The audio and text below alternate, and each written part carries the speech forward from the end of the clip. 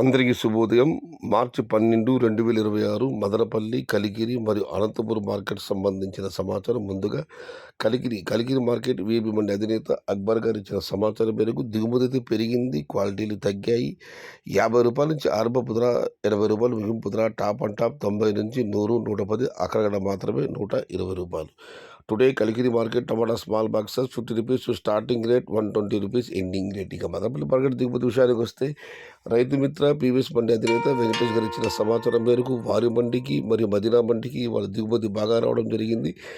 తతిమ మండిలకు కాస్త స్వల్పంగా తగ్గింది. మొత్తం మీద అయితే నేనైతే పోలిస్తే దిగుమతిలో ఏమాత్రం తగ్గలేదు.